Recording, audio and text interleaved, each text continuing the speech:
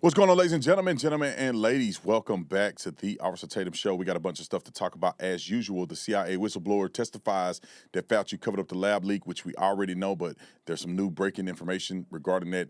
Dan Bilzerian, who's an anti-Semite nut job, is running for Congress, and he gets exposed like never before. What a little troll. Gill just absolutely went into beast mode, and I had to play an entire highlight tape of him whooping the left like a bad kid.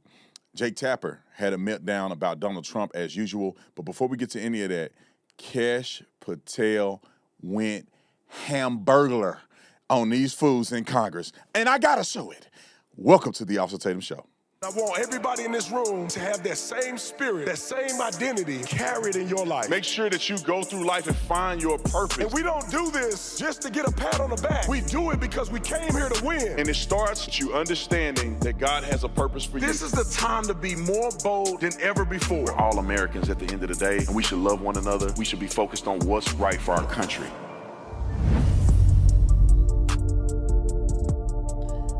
Welcome back. Like two flats on a Cadillac with cat in the hat smoking crack. All right, let's get to a few things I want to address real quick. First of all, shout out to all of the members. Thank you for being a member. Thank you for being deputy chiefs. I mean, you guys are just, it just warms my heart that there are so many of you guys who are willing to support the channel in ways up and beyond liking and subscribing. And I appreciate you from the bottom of my heart. I love all of you guys the same. Even though you're at different levels, it's just like your kids. They have different attributes, but you love them all the same. All right, before we get too far into that, I want to get to Kash Patel's story, because when I saw this, I was shocked. I have never in my life seen somebody beat the brakes off people in Congress like Kash Patel did. Normally, it's the people, the state people that work for the country or whatever the case may be, they're the ones getting their head whipped. But Kash Patel was a witness or testifying in Congress, and a guy tried to pull rank on Kash Patel, and it did not go well. But before I get to that, I want to look at what everybody's saying about this, because I thought it should have got way more publicity, there's a lot of people talking about it.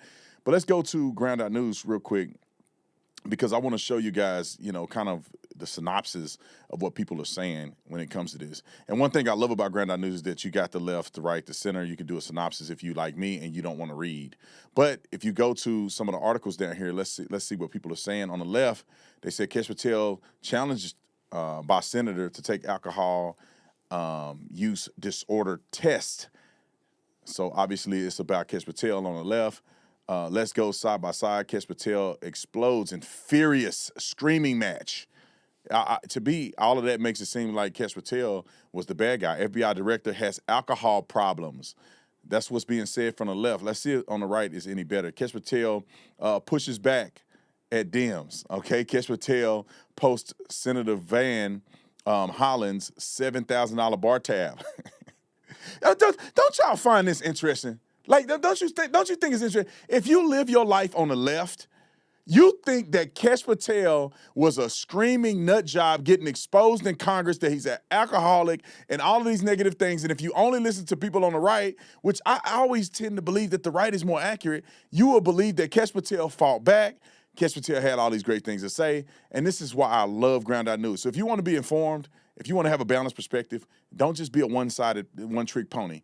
You need to go to Ground.News. You can subscribe today. I think we'll put some links in there for you. It's Ground.News/Tatum, Ground.News/Tatum. You get 40% off the unlimited access plan. And I'm telling you guys, I use unlimited. You need to use unlimited. Don't play with your investment, all right? Get all the bells and whistles. Now let's get to this doggone confrontation. And you tell me, do you think the left was correct about it, or do you think the right was correct about this beatdown? Roll the clip. So you agree, Director Patel, that if one of your agents was unable to perform his or her duties because of excessive drinking, you would need to take corrective or disciplinary action. You agree with that statement? We would implement the inspection review process, just like these other agencies have their own internal investigations, and complete that review. As I said in my opening remarks, I really don't care about your personal life so long as you are able to perform your public and official responsibilities, which are awesome responsibilities. Multiple reports, including reporting by The Atlantic, have alleged episodes of excessive drinking, unexplained absences, and behavior that concern current and former FBI and DOJ officials. You have publicly denied those allegations and filed a defamation lawsuit. So today, as you testify before Congress, is it your testimony that those allegations are categorically false? Unequivocally, categorically false. So there have been no occasions during your tenure when FBI personnel were unable to promptly reach you? Absolutely not. You can ask my entire workforce. They hear from me at every single hour of the day, as do these great gentlemen here, as do the men and women of the interagency and state and local law enforcement and the White House. And so there have been no occasions when your security detail had difficulty waking or locating you. Is that right? Nope, it's a total farce. I don't even know where you get this stuff, but it doesn't make it credible because you say so. I'm not saying it, Director Patel. It's been written and documented. You are literally saying it. No, I'm saying that these are reports, Director Patel. No, and unlike your baseless reports, the only person that was slinging margaritas in El Salvador on the taxpayer dollar with a convicted gangbanging rapist was you. You know, the only person that ran up a $7,000 bar tab in Washington, D.C. at the lobby bar was you. This so the only individual in this room that has been drinking on taxpayer dime during the day polygraphing is you. Director Patel, come on. These are serious allegations that were made against you. They're in a lawsuit that you filed. You drinking margaritas with a gangbanger screwing on video. It just goes to show you running a $7,000 bar tab at the lobby bar has been filed by your own office. This goes to show drink during the day. That's you. This is the ultimate example of hypocrisy. Mr. Chairman, I will not be tarnished by baseless allegations and fraudulent statements from the media. God. Dang, Shawty. I ain't never seen, like, bro, do your homework before you go after somebody like this. You're trying to tarnish the man's character, and he's whooped you. He whooped you like you stole a candy bar at the store in the 90s, okay? Let's get to some more because the saga continues. And this is a clip from another person in Congress, but I'm going to finish it at the end with he goes back to the same congressman and whooped his socks off. But we're going to see what everybody else had to contribute to this conversation. Wrote a clip. You attended the Olympics in Milan. How much did your trip cost? And to what extent did that help you carry out your mission as director of the FBI? I greatly appreciate the question, Senator. As you know, the FBI and DHS are responsible for the security of the Olympics, the World Cup, the F1, the Super Bowl, and everything else. We had 250,000 Americans travel to Milan. We're proud that we stood up our jock there and had 0 major security incidents involving American citizens. And what we did was we purposely planned that trip around the Olympics because, as I mentioned in my opening, the top cyber criminal from the CCP was housed in Italian custody.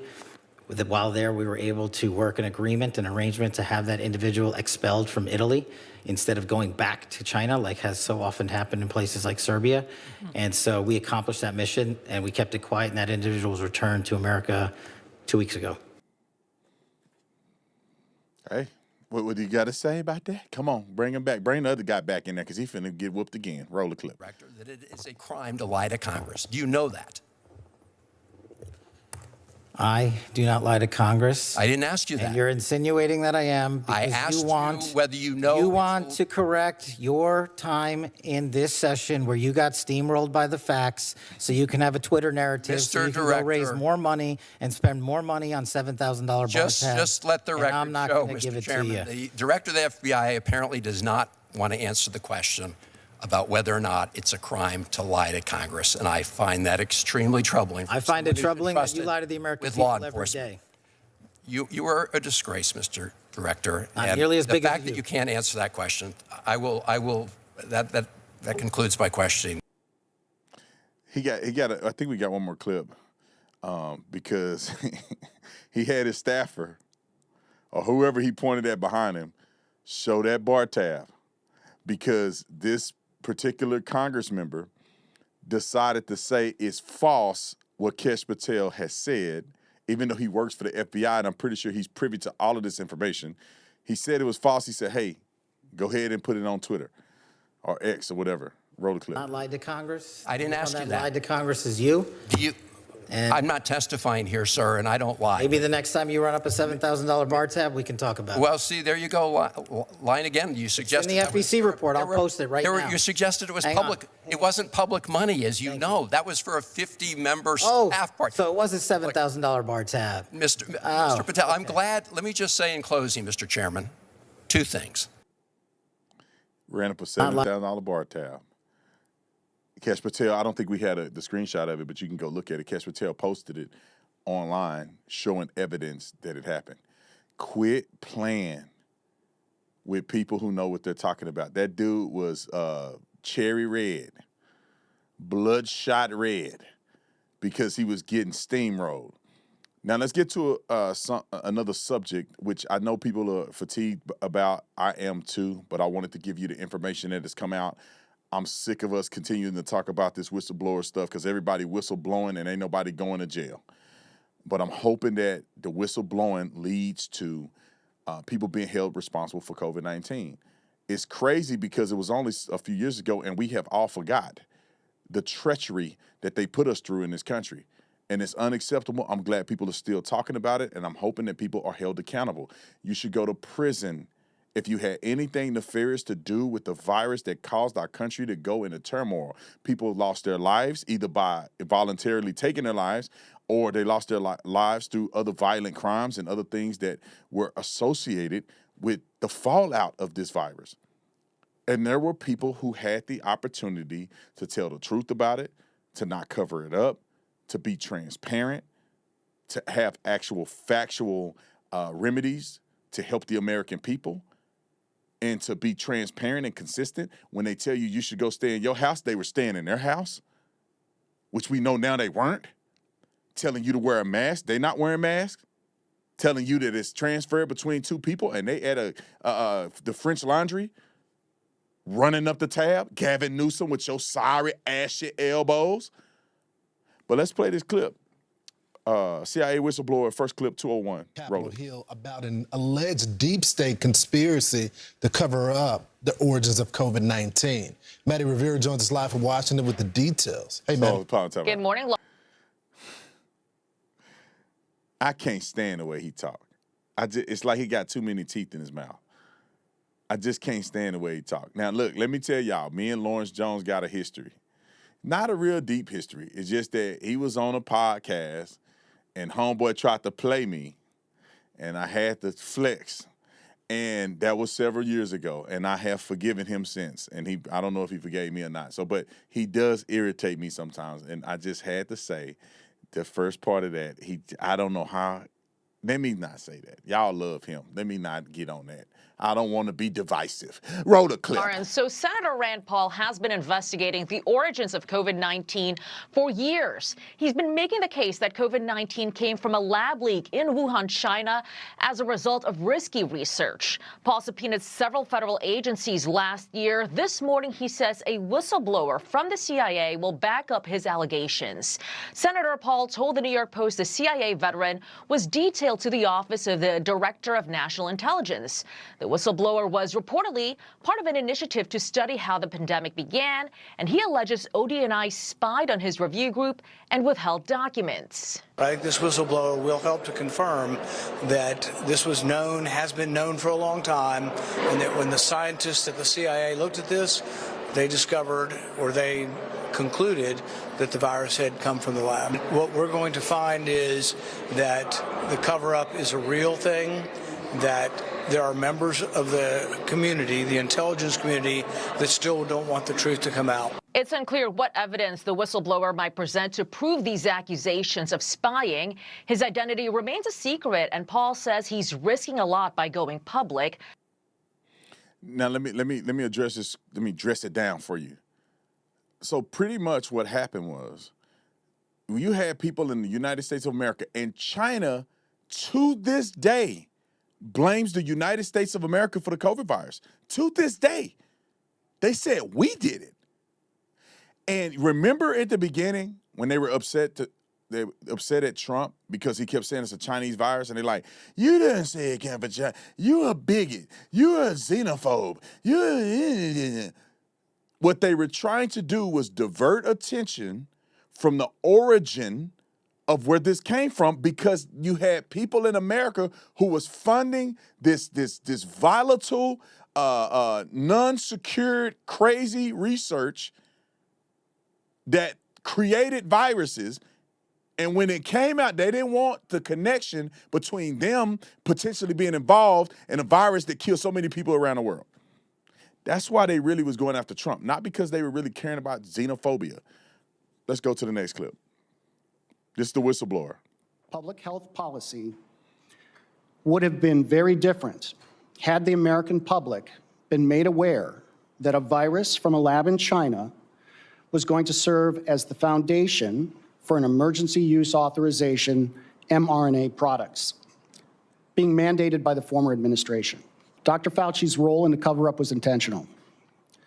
Dr. Fauci influenced the analytical process and findings by leveraging his position to ensure the IC consulted with a conflicted list of curated subject matter experts, public health officials, and scientists. This included some of the authors of the paper, The Proximal Origin of SARS-CoV-2, and other public health experts who have been in his orbit for the last 20-plus years. There you have it. Let's continue. She approved the research that went on in Wuhan, and that it might not be in his interest for the conclusion to be that it came from a lab that he had funded, that there might be a conflict. Did anybody ever bring up that he might not be an objective witness? That was one example of an email. No one laid it out quite that clearly. You're piecing it together. We were piecing it together from multiple emails, from multiple agencies, multiple documents. It was more subtle than that. Nobody said this is happening, and unfortunately, I think they probably should have. It was all out there. But your conclusion is that changing from the scientific consensus of it being from a lab to a neutral position by the CIA was significantly influenced by Anthony Fauci? It was significantly influenced by Anthony Fauci's injecting himself into the IC. And to go to the second part of your question about what happened, particularly during the 90-day study, we have documentation that shows that as of August 12th, the CIA was considering calling this a lab leak, August 12th of 2021. And then that changed on August 17th of 2021. Right. And unfortunately, because the CIA would not provide us documentation that we asked for, we have no idea why that changed. And that's And they weren't alone, because we know the FBI was coming to the same conclusion that it was lab leak, as well as the FBI. Next clip. Roll it. What is your reaction when you look at the dais and you see that there's not a single solitary Democrat member here to listen to your testimony? How does that make you feel? My goal in being here is threefold. I want to talk about COVID. No, I get that, but I'm saying, I wish they were there. I wish they were there. You're taking personal risk. You're serving the country. You're not partisan. This is not about politics, but somehow it's become about politics because the Democrats don't even want to hear the conversation about what obviously was a grave error that this country made during COVID. And unlike previous situations, there's never been a situation, certainly not in my lifetime, where you had decisions made that affected generations of Americans, kids that were absolutely deprived of their childhood, businesses that were destroyed, families that were torn apart, memories that you'll never get back, trillions of dollars of economic loss. We should at least have a conversation that isn't partisan. And yet, just for the record, there's not a single solitary Democrat senator that's willing to sit in this chamber and listen to your testimony. I think that's an outrage and an insult to people like you. And I agree with that. I don't care what your stance is, whether you're a Republican or a Democrat. You're a representative for your constituency. Whether you like it or not, whether you agree with it or not, you need to be in that room so you know what's going on. If the Democrats are doing the same thing, Republicans should be in the room so you know what's going on. So they're not doing nothing shady. So they're not acting in a way that's not, I guess, consistent with good faith behavior. You need to be in the room. You don't skip out because you get your panties in a ruffle. That's not how this stuff works. That's not how it should work. All right. Let's get to our, do we get a last clip? Let's play our last clip, and then we're going to move on to Dan Bilzerian, who's an absolute nut. I don't know how anybody takes him seriously, and I'm telling you, man, Israel derangement syndrome is the new Trump derangement syndrome. I swear it is. These are two new syndromes that people are going to have to get prescribed medication for, or probably put in a loony house, because they can't function without the craziness. But let's get this clip and we'll move on to Dan Bilzerian wrote a clip. This committee, this chairman needs an apology. This is not political theater. This is serious oversight work. This is what the American people need to see. And I just wish our Democrat colleagues had any level of curiosity what's happening inside the deep state. Thank you, Mr. Chairman. Thank you, and I completely concur. And I would also like to respond to the CIA spokesman. They say that we have already obtained closed-door testimony. Well, closed-door testimony doesn't provide oversight. Public testimony provides oversight. We have asked them for public testimony and for oversight. We would love to have the scientists, the 6 or 7 scientists that were commissioned to look at this, we'd love to see their report. Why would we not be allowed to see their report? I can't even read that in private. So I think you guys got a pretty good synopsis. This is where they're going. The whistleblowers are going. Democrats are not paying attention whatsoever, and they do not care. Let's get to Dan Bilzerian. Before we get there, I want to tell you guys about Shenergy. If you're looking for an energy drink that has natural energy, caffeine presented the right way, other vitamins, and all the things that you need to get clean, confident energy and focus, Shenergy is what you need. Also, if you struggle with sleep, you need to get the Shenergy Night. Helps you get to sleep, built with magnesium, ashwagandha, and a little bit of melatonin, which is 1 milligram, which the reason we do that is because you don't need to have too much melatonin. And then you wake up with a hungover and groggy and all of this stuff. So we did it methodically, professionally, and with intention. Go to ShenergyLife.com, and get your supplements today. This little runt, I should have put the X up here where he called me a monkey. Now, I will put my hand on the Bible that he would never call me a monkey to his face without a consequence. He would never call me a monkey to my face without a consequence. That's all I'm saying. I'm not trying to get no consequence. I hope I never see this fool. But if okay, let me move on from that. Dan Bilzerian is a nut. He's running against Randy Fine. At least he say he is running against Randy Fine. And I don't see how nobody on planet Earth would vote for this guy.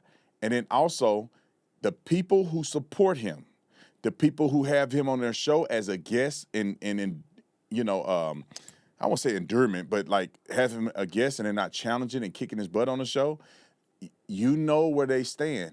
Listen to what he say, and I want you to see how many other people have condemned him for saying this. Roll the clip. I mean, honestly, the only real battle in the world today that I see worth fighting is, exterminating Israel.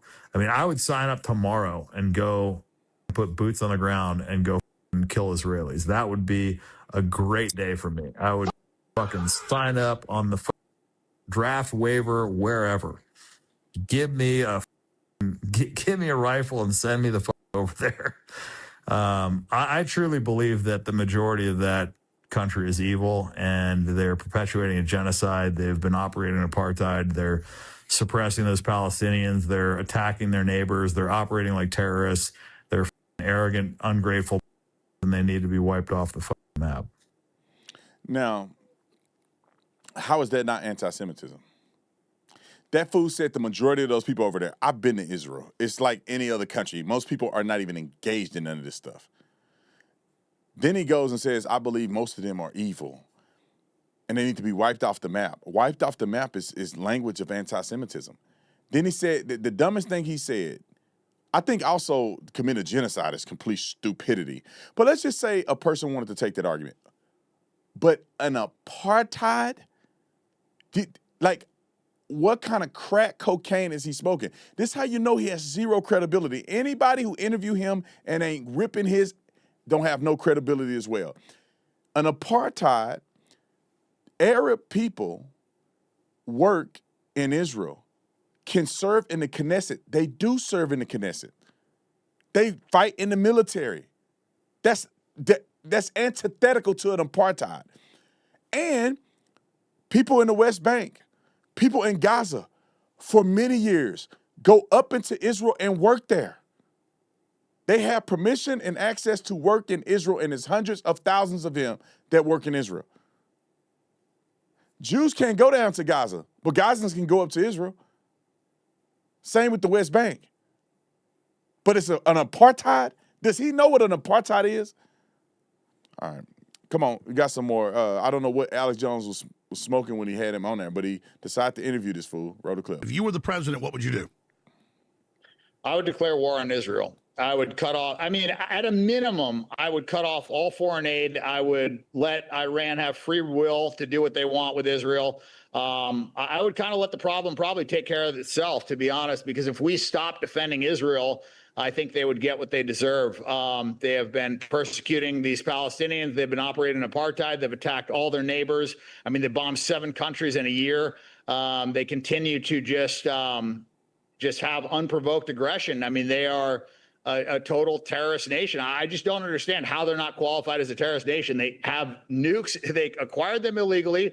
They refused to sign the Nuclear Non-Proliferation Treaty, and they said that they would just kill everybody if they feel threatened. So, please tell me, Alex, how does that not make them the greatest terrorist threat to the world today? Yeah, they'll kill everybody if they feel threatened, but they haven't killed Iranians. They haven't did a nuclear bomb on Iran. They haven't nuked Syria. They haven't nuked anybody.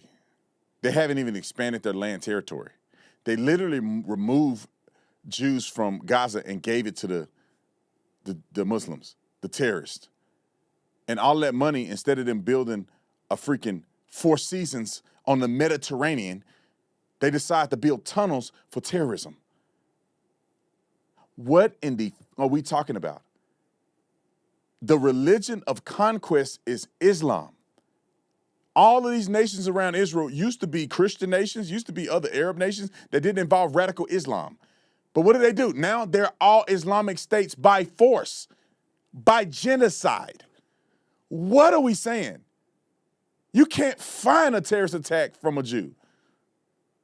All you see is terrorism from Muslims. And I'm not saying every Muslim falls in that category, but I'm saying Islamists and all of these radicalized Muslims are the ones that are the problem in the world. You don't see Christians doing this. You don't see Buddhists doing this. You don't see Mormons doing this. You don't see Catholics doing this. You don't see nobody doing this but Muslims.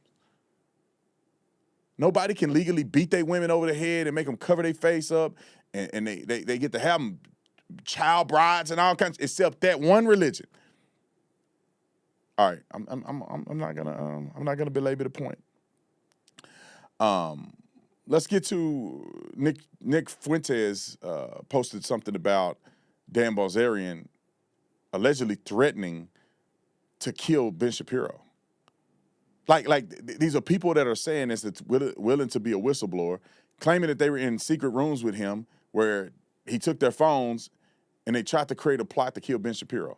Like this, multiple people are saying this from different sources. All right, I'm gonna have Grant read this because it's a little too small for me on the screen. So, Grant, can you read what Nick Shirley said and then go ahead and read what the guy Lucas Gage said? Yes. The first time I met Dan excuse me, Brandon. Sorry. The first time I met Dan Bilzerian at his house, he had us put our phones in another room, then asked me how difficult it would be to assassinate Israeli government ministers. Excuse me, Brandon. I'm so sorry. There we go. Then he invited me to Dubai and Qatar, which I declined. On his way there, he was ambushed by the FBI. Then Lucas Gage responds, holy F. Nick, I swear to God, he did the same thing to me. He walked me and Jake up to that room with a batting cage. We put our phones on the couch and went up to the secluded room with his big TVs. He asked me about where Ben Shapiro lived and how he could be taken out. Crazy. Then the next one from Nick Fuentes is, I don't know who the F this person actually is. I don't think anybody does. Initially, I thought he was just a retard, but he is accusing me of being a federal agent when him and his father are under FBI investigation, and he frequently talks about stirring up violence. Sus. And I'll add this. It's funny that Nick is saying he's an agent. He's saying Nick's an agent. Nick is saying he's an agent. He's saying Alex Jones an agent. Alex Jones is saying Nick an agent. Nick is saying Tucker Carlson an agent. Tucker thinks he's an agent. all of these herky-jerk in a circle fools are all silly, and they have a mind virus. And it is anti-Islamic mind virus. I mean, anti-Israeli mind virus. If you notice, all of these people have a hatred towards Israel that to me seems unnecessary and unjustified. But look at your boy here, Mr. America First, which I want to go to Israel and kill Israelis for no reason. They hate our country. Look at this fool. He got the, what do they call that little thing they put on him? Kafia. He got that on. He got the beads. He in Iran, Qatar. This fool is not America First. Reading the Quran. I can't stand these fake, phony son of a guns. Here's a couple tweets from this fool that are absolutely crazy. I can't see them. I wonder, could you read these, Grant, too? Real clip. Yes, sir. F you and F Israel, you little parasite. That's one. Try focusing on America instead of Jews for once, you fat tub of blank. Once I can't read that either. Respect, stay strong. I'm going to do my best to remove these Jewish supremacist parasites from your land. Remember how nobody felt bad for Nazis? Well, congrats, Israelis. You are the new Nazis. Let's see. Israel is a terrorist country, and it doesn't have the right to exist. The ideology that wants you dead is Judaism. Kill the best of the Gentiles, Talmud something or other, sorry. The world has had enough of you genocidal Jews, and everything you're wishing on Greta is coming for you. Let me just put this in perspective for those of you who don't know what's going on in Israel. Nobody was talking about Israel until October the 7th, right? I mean, to be honest, nobody was really complaining as much. There was not as much anti-Semitism. And let me tell you how the complaining began to be proliferated. After they get attacked by a terrorist group who beheaded people, who took children into custody, who killed people all on camera, then they took like 200 people. They killed like 1,200 people, took 200 of them to put them in tunnels in Gaza. Like, after that happened, Israel responds to that. Unfortunately, some innocent people got knocked off in the process. They didn't even get all their hostages back. Many of them got killed. And now, all of a sudden, Israel is the problem. Like, why nobody talking about Palestinians? Why nobody talking about Hamas? How has Israel become a problem when they defend themselves against literal attempted genocide? You know, I said this a long time ago, people got mad at me, and I don't give up. Is that when I saw those videos and I saw them Allah Akbar in these kibbutz with kids and innocent people running for their lives while they're mowing them down like rabid dogs, and then they're chopping people's heads off. I saw them take a axe and chop a man's head off. On camera, it wasn't caught on CCTV. They intentionally had body cameras to show the world. And they knew what they were doing. They knew they would provoke Israel to respond and then play the victim. They knew they couldn't beat Israeli military. They couldn't. But what did they do? They pushed propaganda. Then they fake like all of them dying. They giving you all these fake numbers, and y'all falling for it. Anyway, I think I got one more clip. Are we gonna play that clip? I haven't seen this one, or I don't remember this one. Yeah. We'll play this response that Nick had, and then we're gonna move on. Roll the clip. Bilzerian said he supports exterminating Israel, and that he would sign up tomorrow and go put boots on the ground and go kill Israelis. Yeah, that sounds like a typical Dan Bilzerian sentence. I would put boots on the ground and kill Israel. Okay. He says, give me a rifle and send me the over there. I truly believe the majority of that country is evil. Do you? We didn't know. No one knew. I truly believe Israel's evil. You did. No one knew that. No, It's not like that's the only thing you talk about or the only thing you can talk about. It's like a dog learning a trick. It's like a dog that knows one trick. He goes from show to show, from Alex Jones to Piers Morgan to Patrick Bet-David, and he's so impressed with himself, giving the same little monologue, giving the same little soliloquy. So I think it's just Jews, and I think Auschwitz is fake, and I think they did 9/11, and All right. Which was the funny thing is that was Nick Fuentes' entire shtick before all these other people started jumping on. Back in 2020, he denied the Holocaust. He made fun of Jews getting killed in gas chambers. So Nick Fuentes had no room to talk. And this dummy is now saying, I want to vote for Democrats. I want to vote for a Democrat now because Donald Trump isn't doing everything I hoped that he would do. So you're going to ruin the country because Donald Trump didn't fulfill the promises you think he should have fulfilled on your end. You can't be that stupid, but they are. They keep getting stupider. All right, let's get to the next story. Mr. Gill and Brandon Gill, I interviewed him, and we're going to link that interview somewhere. I want you guys to watch it. It was an incredible interview. It got a couple 100,000 views on it, I think. But I just want to play his highlight tape of him spanking Congress members or in these interviews because these people should be ashamed of themselves answering these questions like this. And I don't know if this guy is just so brilliant or these people are so stupid or both. But let's roll the clip. I just want to give you guys something lighthearted the process. Roll it. I can't even say this without laughing.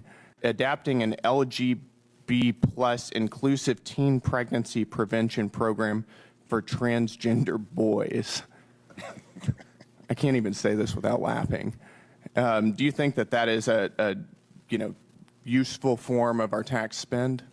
I am not familiar with that grant, but I think bench research, government investment in scientific and pharmaceutical teen pregnancy research. for transgender boys. Do you think that is a useful spend of our tax dollars? I think government investment in all kinds of scientific research is of the utmost importance. Including pregnancy prevention for transgender boys. Okay. This is why Democrats, in my opinion, this is why they throwing it at the Republicans. They throwing it back at the Republicans.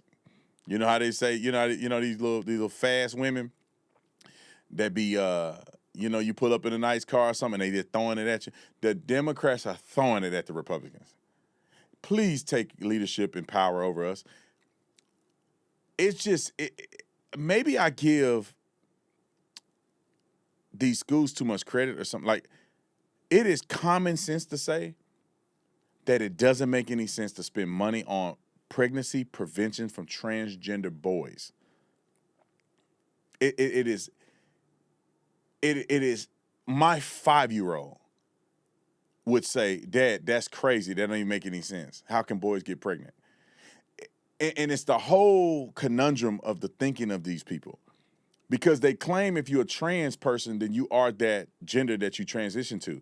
Well, then how do you get pregnant or even acknowledge a pregnancy if you're supposed to be a man in the first place? Why do you need to use the word trans if you're a man? I think it's all some gay, perverted stuff going on. I do think some people do struggle with identity crisis, but I think the majority of it is gay perversion. Like, somebody got horny and they got tired of doing the basic stuff, so they started trying to create ways to fulfill lusts. I honestly believe that with my whole heart. Like, men and women were together at some point, and they got tired. So then women got with women and men got with men. Then they got tired. Then they want men to go women and men. And they got tired doing that. So then they start transitioning to a man turning to a woman to a man, and they going at it. Then they get tired, and they start tying each other up and putting stuff in their mouth, beating each other. Then they got tired of that. Then they start messing with, young people. Then they get tired of that. Then they start going to dogs. Y'all nasty. That's what you just nasty. And let me say this because it bothers me every time. Just because you find yourself being interested in something don't mean you need to engage in it. That goes with everything in life. I'm giving you free advice. You don't have to pay me nothing for it. You might think in your mind, it's a great idea to gamble. I'm going to get on Polymarket and do that. Just because you think it's a great idea don't mean you need to engage in that. Because if you can't handle yourself, you're going to ruin your whole life trying to gamble. You may go to a bar and you may, man, look at that verdict. That's a menu item at Belmont in North Scottsdale. They have the verdict on the menu. One of the best drinks I've ever had. But if you can't handle your alcohol, you might not want to engage in that. It's the same thing with this whole thing. You may see a woman, you're a married man, you see a woman, you like, ooh, God, keep making them. That don't mean you need to do anything else but pray and say, God, change my mind, because that's not my wife, and I don't want nothing to do with this woman. Because I still like to see my kid every day. And I don't want half of my money going to my woman with another man with his dusty feet on my couch. All right, that's enough advice. I gave you all you need. Come on, Brandon. We got more Brandon clips. Roll it. If you're going to demand people use these pronouns, you would know what they mean, right? Here's a tweet that you guys put out in June of 2021. I just want to ask you, what does E mean as a pronoun? It's E. To be honest, I'm not sure. Okay. Do you know what M means as a pronoun? I'm also not sure. Okay. Don't you think it's important to know what these mean? You guys are, in this post, you wrote, or somebody on your comms team wrote that using the correct pronouns impacts trans people's health, can reduce the risk of depression and suicide. That's a pretty serious claim. It seems like if you're going to demand people use these pronouns, you would know what they mean, right? I delegate. 23andMe handled a lot of people. We had 6, 7. You were CEO though, right? I was CEO, but it doesn't mean I can oversee every single post. Well, this is a very, very politically charged post that you guys put out. I would think that you would have a view on that. I don't care if I manage 21,000 people. If we're putting out material that's controversial to this degree, I want to know about it. And if I didn't know about it and you bring it to my attention, there is no excuses had.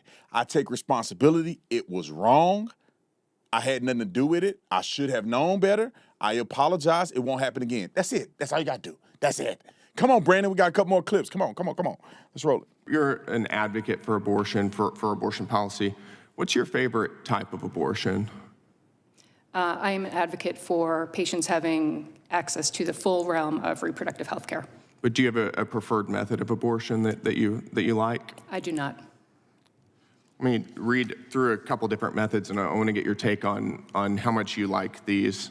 The first type is called a suction abortion. This is when the cervix is dilated and a strong suction, 29 times the power of a household vacuum cleaner, tears the baby's body apart and sucks it through the hose into a container. Do you prefer that method? I stand by my former testimony. That sounds kind of gross, doesn't it? Sounds pretty gruesome. Do you agree? It does to me. I stand by how I answered your question fully and accurately. Okay, what about this one? This one is called dilation and curettage. After dilation of the cervix, a sharp looped knife is inserted into the uterus. The baby's body is cut into pieces and extracted, often by suction. Do you prefer that method? What I believe we are here to talk about today is the FACE Act. We are not here to talk about the legality of I'm asking you, you're a pro-abortion advocate. I'm asking if you prefer the dilation and curettage method. I am an access to reproductive health care advocate. You don't want to talk about abortion itself. Why is that? I would prefer to talk about the reason that the committee called the hearing. Is it because it's uncomfortable to talk about? I would prefer It should be uncomfortable. I would prefer, if you would let me finish my statement, to talk about the Freedom of Access to Clinic Entrances Act, which is what I was asked to come here to talk about. We're talking about what that access gets. How about this one? It's called dilation and evacuation. Forceps are inserted into the uterus, grabbing and twisting the baby's body to dismember him or her. If the head is too large, it must be crushed in order to remove it. Do you prefer that method?